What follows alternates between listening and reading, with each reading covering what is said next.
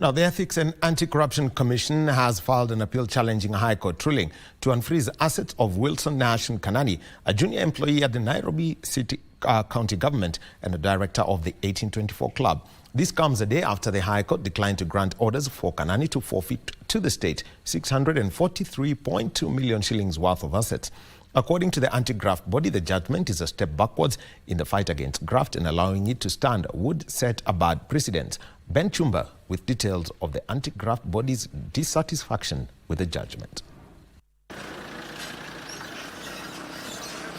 Barely 24 hours after High Court Judge Justice Nixon Sifuna granted reprieve to Wilson Nahashon Kanani, a junior employee at Nairobi City Hall and 1824 Club director, by declining to issue orders for him to forfeit to the state 643.2 million in assets on grounds it was unexplained wealth and linked to graft, the anti-graft body has moved to the appellate court to challenge the ruling.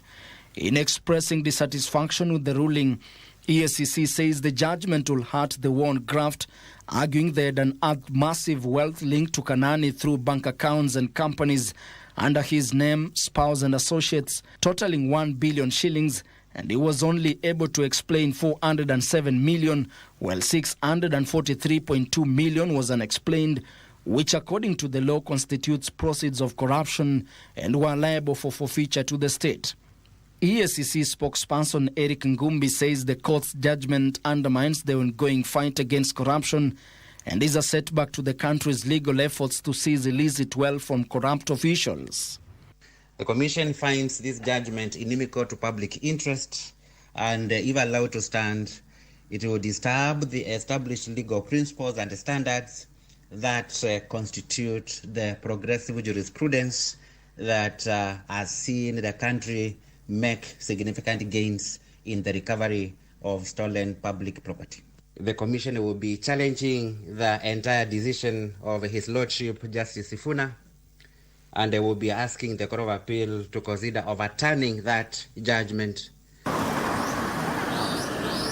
Further, he stated if the judgment stands, it could embolden corrupt public officials to misuse their positions for personal gain without fear of losing their ill-gotten assets.